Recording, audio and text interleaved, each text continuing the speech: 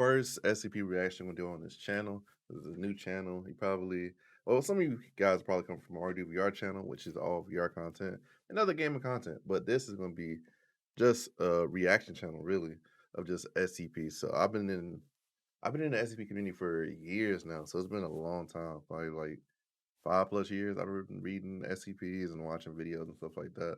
And so I was like, why not make content about it? So that's why we're here. So this is SCP-1555 facility, and this is made by Detective Void.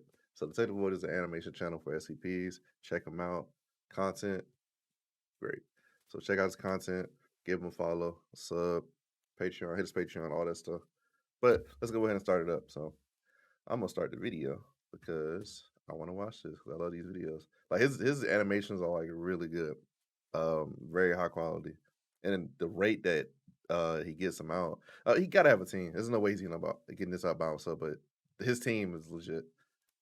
Oh yeah, I love this intro. This intro is crazy far.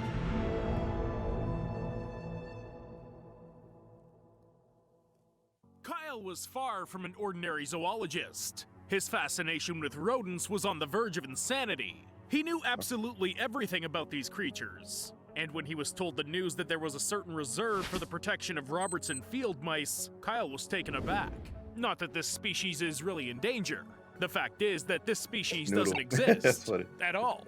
Although Kyle knew this for sure, he searched through all the catalogs and, as expected, found nothing. Therefore, the zoologist decided to personally go to this strange reserve.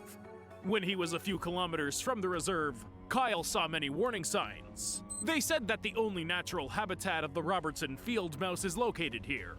Kyle wondered why the scientific community was still silent about this species. The reserve itself was a dense forest in the center of which was a high mountain. Kyle was going to walk it. To get there, you need to overcome 80 kilometers of dense thickets and rocky terrain. As soon as the zoologist crossed the line of the forest, he saw a couple of mice running through the grass. Kyle's experience allowed him to accurately determine the type of any rodent by the squeak and color of the fur. But this time, the zoologist couldn't even approximately understand the species. He'd never seen such mice. After walking a little deeper into the forest, Kyle was able to catch a few mice. Since the zoologist was also conducting small genetic studies in his home laboratory, he decided to return home with his prey.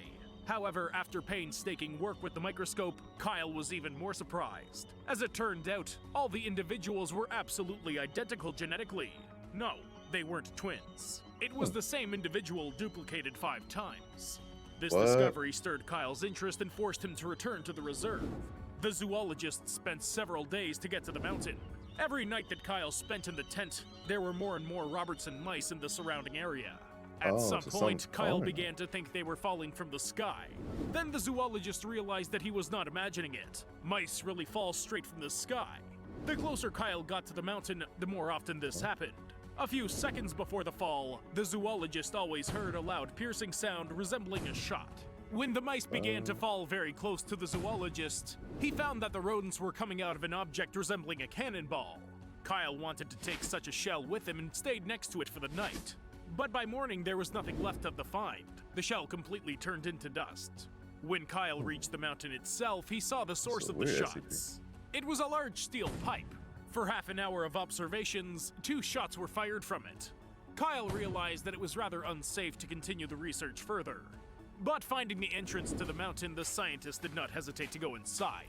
There was a See, Kyle different because me personally, I wouldn't have went in. If I see something shooting cannonballs out randomly of these genetically identical mice, chilling. I'm not going in there, me personally. But nah, Kyle tripping. A whole network of intertwined pipes waiting for him. Kyle walked along a straight corridor until he came to a dead-end wall, in which there was a small gap. The zoologist tried to look inside the crack, but his eyes were distracted by his own nose, which fell to the floor. What Wait, hold on. What? His nose fell off? By his own nose, which fell to the floor. Oh my God. What it was in general, we'll now understand as we go along. After all, the mountain that Kyle entered is an anomalous complex numbered SCP-1555. It's an endless network of tunnels located inside the mountain and designated as SCP-1555-1. I I found didn't out the know name of the Fallout though. national park where the object is located, but for your own good, I'll keep it a secret. The complex of tunnels occupies almost the entire space inside the mountain. It goes very deep, extending below sea level. The actual labyrinth. depth is still unknown. A steel pipe comes out of the mountain 20 meters below the top. It always looks to the south at an angle of 27 degrees. Its average length is 3 meters, but it's constantly deformed. After the next shot, the modifications disappear, and the pipe returns to its original shape. The internal thread of the steel pipe is the same as that of a 155mm howitzer. The firing range also corresponds to this weapon. The projectile flying out of the pipe is classified by the Foundation staff as SCP-1555-2. There's no regularity in the frequency of shots. They occur at absolutely random intervals of time. However, the maximum break period does not exceed 10 days. All the shells fired fall in a small valley located 6 kilometers southeast of the mountain. Each shell expels 5 to 16 Robertson field mice. The mice themselves, apart from the fact that this species is unknown to science, do not have abnormal properties. Interestingly, 15% of all individuals are absolute genetic copies of each other. The projectile has a different shape and material each time. It can be a wooden, metal, or rubber product of a rounded, oblong, so or choose different square things shape. out. Okay. Sometimes it expels the compacted remains of mice or their skeletons. And sometimes there may be no mice, or the projectile itself. In this case, rodents immediately fly out of the pipe. Changes in the composition of shells are usually accompanied by a transformation of the pipe. During this, iron crystals of unknown origin appear on the surface of the tool every time. To limit any human activity around the object, the forest within a radius of 80 kilometers from the mountain is declared a nature reserve. Instead of calling the mice a species known to science, for some reason the name given by the Foundation, Robertson's field mouse, was spelled out in all the documents. This small oversight began to attract the attention of many scientists, like Kyle, whom I told you about at the beginning of the video. So, something I do have to mention though is that I love the way he kind of summarizes the articles and like keeps the flow of the like video going. It's like it keeps you interested with like all the animations and stuff like that. I love that about the channel. But not all of them were able to get closer to the object. After all, the region is impassable. Only people as stubborn as Kyle are able to reach the end. It should be noted that once inside the mountain, no one returns back. But I'll tell you about this a little later. Due to the peculiarities of the landscape, the area around is not patrolled or guarded.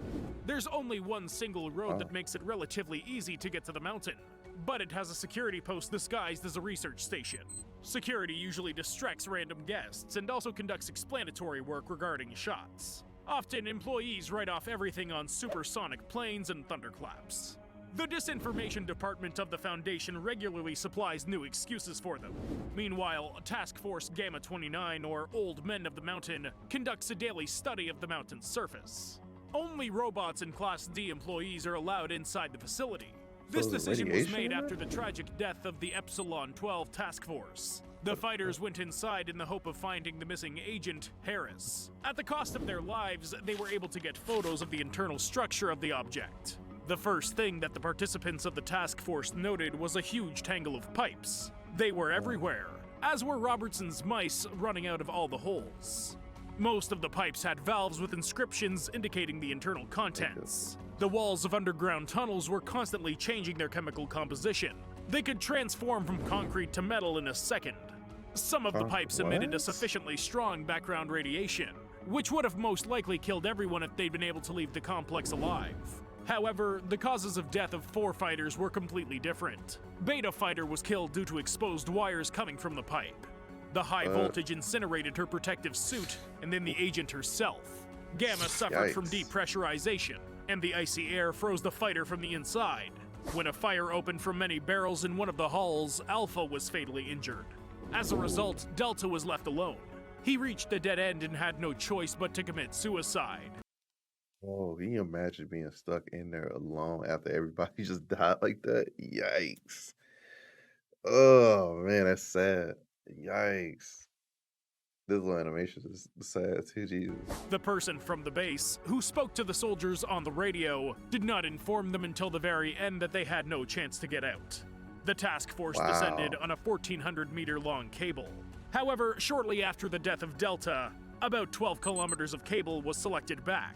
And then the Foundation's employees extracted another 60 kilometers. Every How do you get 60 kilometers of cable? You know how long that is? Everything that exceeded the original length of the cable was identical in material to the original. Oh, so it like Probably the multiply. space Okay. inside the mountain does not belong to this world. Yeah.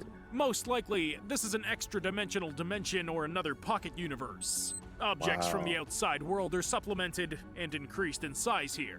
The extra-dimensional dimension inside the mountain is constantly expanding, but there is still a limit. This is the end of the corridor with a gap in the wall where Kyle lost his nose. If anything is pushed into it, it will be cut off. The pipes and barrels of the machine guns were cut off as easily as human flesh. It was here that Agent Harris, whom the task force initially went after, died. His body was Oh, cut in half. The remaining why? part of the body in front of the gap literally crumbled into sand. Although this did not prevent the fighters from recognizing Harris's body. When they tried to look closely at the gap, they noticed several thin threads. However, I believe that the ability to see Okay, these that makes threads is sense. just an There's no optical illusion. In fact, there is an absolute nothing on the other side of the crack. It cannot even be imagined or understood. But everything that gets there no longer exists. Half of Harris' Okay, so pretty much Kyle almost walked to like an alternate universe, but then it just his nose left. That's scary. Is that his nose? That's funny. They're wrong for that, leaving his nose in there. Dang, well, so I did half of him get cut in half though, because like even if you're walking, you would think it'd be like straight down like that. Ah, okay, so it's a bunch of alternate dimensions in this labyrinth in the mountain. body and That's Kyle's insane. nose have sunk into oblivion. They no longer exist even at the level of elementary particles. And I believe this Wow. nothing is produced due to the abundance of nuclear reactors that are hidden between the interlacing pipes. The biggest mystery remains the mice. Are they a byproduct of the underground complex? Or are they its main creators? Or is it an expendable, like a normal laboratory mouse for scientists? Write your versions in the comments. Okay, yeah, that's into that. So shout out to Detective Void or the team or whatever for the content. That one is weird. It was an old Oh, factory in hold up, hold up, hold up, hold up, hold up, hold up. There we go. So that one's weird because I'm trying to wrap my mind around it. Like, why? Like, that's one of those SCPs that just like, kind of like exists for some reason with absolutely no explanation as to why. So it's a bunch of nuclear things inside of a labyrinth inside of a mountain. And so I guess the reason that the rats, or not the rats, but those mouse or mice get duplicated is because something in the cave system is duplicating or replicating those mice. But if that's the case, how come, it doesn't replicate like anything human? That's so weird. Yeah, it's like one of those SCPs that like it's a cool idea, but there's absolutely no context. Like it just exists. That's so weird. Yeah, so that was SCP-1555, the facility. So yeah, shout out to Detective Void. This is the first reaction. So shout out everybody watching. If you like gaming content, sub to Martydude VR on YouTube. Link in the bio. That's my main channel. So this is my side channel. So but I will be posting content on this channel regularly, so get ready for more uploads. Definitely a lot more reactions. And shout out to the SCP community. Love you guys. And that's pretty much it. Peace.